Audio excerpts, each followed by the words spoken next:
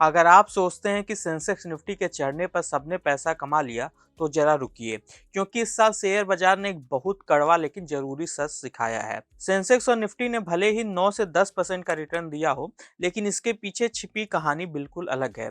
कुछ शेयरों ने निवेशकों को मालामाल किया तो कुछ बड़े नामों ने कई सालों का भरोसा तोड़ दिया। आईटी, रियल्टी और मीडिया जैसे सेक्टर फिसले, जबकि ऑटो, मेटल और पीएसयू बैंक चमके। आज के इस वीडियो में हम आपको बताएंगे कि 2025 में लार्ज कैप और ब्लू चिप ने असल में कैसा प्रदर्शन किया, कौन बना हीरो और कौन रहा जीरो, और निवेशकों के लिए सबसे बड़ा सबक क्या रहा। नमस्कार, मैं हूं विक्रांत और आप देख रहे हैं मनी कंट्रोल हिंदी। साल 2025 में अगर हम लार्ज कैप इंडेक्सों की बात करें तो सेंसेक्स ने करीब 9% और निफ्टी ने लगभग 10.5% का रिटर्न दिया। ये आंकड़े दिखने में ठीक लग सकते हैं, लेकिन जब हम एशियाई और ग्लोबल मार्केट से इसकी तुलना करते हैं तो भारतीय बाजार थोड़ा पीछे नजर आता है। यही नहीं, इस साल बाजार में उतार चढ़ाव काफ़ी ज़्यादा रहा और सेक्टर के हिसाब से परफॉर्मेंस में बड़ा फर्क देखने को मिला। आईटी, रियल्टी और मीडिया जैसे सेक्टर 2025 में सबसे ज़्यादा दबाव में रहे। इन सेक्टर्स के इंडेक्स में 12% से लेकर 20% तक की गिरावट दर्ज की गई। खासतौर से आईटी सेक्टर को अमेरिका और यूरोप से कमजोर डिमांड, क्लाइंट के खर्च में कटौती और विदेशी निवेशकों की बिकवाली का सामना करना पड़ा। लेकिन दूसरी तरफ तस्वीर का दूसरा पहलू भी उतना ही दिलचस्प है। 2025 में पीएसयू बैंक, मेटल और ऑटो सेक्टर बाजार के सुपरस्टार साबित हुए। इन सेक्टर ने 23 से 30% तक का शानदार रिटर्न दिया। यानी जिसने सही सेक्टर और सही स्टॉक्स चुने, उसके लिए यह साल कमाई का साल भी रहा। अगर हम निफ्टी के टॉप परफॉर्मर की बात करें तो इस साल Shriram finance, Maruti Suzuki, Eicher Motors, Hindalco industries, SBI life और बजाज फाइनेंस जैसे शेयर सबसे आगे रहे। कुल मिलाकर निफ्टी के 31 शेयरों ने पॉजिटिव रिटर्न दिया, जिनका दायरा 1% से लेकर 72% तक का रहा।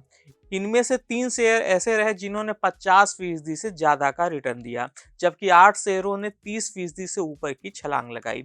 मिड कैप और स्मॉल कैप सेगमेंट की बात करें तो मिड कैप इंडेक्स ने करीब 5% की बढ़त दर्ज की। L&T finance, Aditya Birla capital, RBL bank, Laurus lab, MCX और मुथूट फाइनेंस जैसे शेयर मिड कैप के टॉप गेनर्स में शामिल रहे। वहीं पर स्मॉल कैप सेगमेंट में हिंदुस्तान कॉपर ने सबसे बेहतरीन प्रदर्शन किया। अब बात करते हैं कुछ खास ब्लू चिप शेयरों की, जिन्होंने 2025 की कहानी को खास बनाया। सबसे पहले बात करते हैं आयशर मोटर्स की। रॉयल इनफील्ड बनाने वाली इस कंपनी के लिए 2025 एक ऐतिहासिक साल रहा। शेयर ने 50% से ज्यादा का रिटर्न दिया, जो 2014 के बाद इसका सबसे बेहतरीन साल रहा। सरकार ने इस साल कारों और मोटरसाइकिल्स पर जीएसटी में कटौती की, जिसने इस शेयर में तेजी को बड़ा सपोर्ट मिला। इसके अलावा रॉयल एनफील्ड की ओवरसीज शिपमेंट में भी जबरदस्त उछाल देखा गया।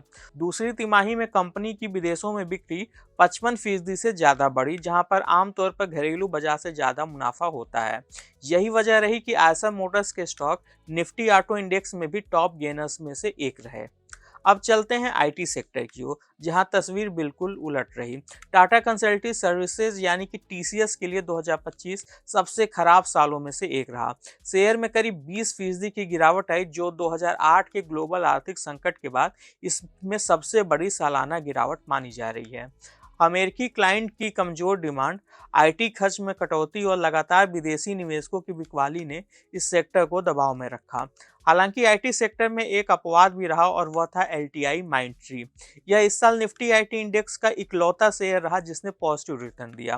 कंपनी ने साल के दौरान अपने सबसे बड़े डील्स में से 2 बड़ी डील्स हासिल की, जिससे निवेशकों का भरोसा बना रहा। बैंकिंग सेक्टर की बात करें तो निफ्टी बैंक इंडेक्स ने 2025 में करीब 17% की बढ़त दर्ज की, लेकिन इसके बीच इंडसइंड बैंक ऐसा इकलौता शेयर रहा जिसने नुकसान झेला। शेयर करीब 10% टूटा। मैनेजमेंट में बदलाव, अकाउंटिंग से जुड़े मुद्दे और कुछ आंतरिक गड़बड़ियों की खबरों ने इस स्टॉक को कमजोर किया। ऑटो सेक्टर में जहां एक तरफ कई कंपनियां चमकी, वहीं टाटा मोटर्स के लिए 2025 चुनौती भरा साल रहा। कंपनी का पैसेंजर व्हीकल बिजनेस करीब 18% टूटा, जो 2022 के बाद इसका सबसे खराब साल रहा। इसकी बड़ी वजह कंपनी की लग्जरी यूनिट जीएलआर रही, जहां से कंपनी की आमदनी का करीब 3/4 हिस्सा आता है। अमेरिका में टैरिफ, साइबर अटैक से प्रोडक्शन रुकना और कमजोर डिमांड ने कंपनी के मुनाफे पर असर डाला। वहीं दूसरी ओर सरकारी ऑयल मार्केटिंग कंपनियों के लिए 2025 राहत भरा साल साबित हुआ। बीपीसीएल, एचपीसीएल और आईओसी जैसे शेयरों ने 20 से 30% तक का रिटर्न दिया। कच्चे तेल की कीमतों में 15% से ज्यादा की गिरावट ने इन कंपनियों के मार्जिन सुधारने में मदद की और निवेशकों को फायदा मिला।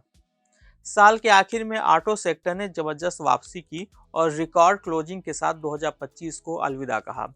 जीएसटी कटौती के बाद डिमांड में सुधार और मजबूत फेस्टिव सीजन ने ऑटो शेयरों को नई ऊंचाई पर पहुंचाया। मारुति, महिंद्रा, टीवीएस और आयसर जैसे शेयरों ने इंडेक्स को ऊपर खींचा। वहीं पर अशोक लीलैंड ने करीब 63% की तेजी के साथ ऑटो सेगमेंट में सबसे ज्यादा कमाई कराई। तो दोस्तों, 2025 की यह पूरी कहानी हमें एक ही बात सिखाती है कि यह साल केवल इंडेक्स का नहीं, सही शेयर चुनने वालों का साल रहा। जिसने सेक्टर ट्रेंड को समझा, फंडामेंटल पर भरोसा किया और धैर्य रखा, उसके लिए बाजार ने मौके दिए। 2026 में कदम रखते हुए निवेशकों के लिए यही सबसे बड़ा सबक है कि भीड़ के साथ चलने के बजाय समझदारी से चुने गए शेयर ही असली कमाई करा सकते हैं। आज के इस खास वीडियो में बस इतना ही। आपको यह जानकारी कैसी लगी हमें कमेंट कर जरूर बताइएगा। बिजनेस और स्टॉक मार्केट से जुड़ी ऐसी खबरों के लिए आप हमारी मनी कंट्रोल हिंदी की वेबसाइट को विजिट कर सकते हैं। इसके अलावा आप हमें यूट्यूब, फेसबुक, इंस्टाग्राम और एक्स यानी कि ट्विटर पर भी फॉलो कर सकते हैं। Thank you.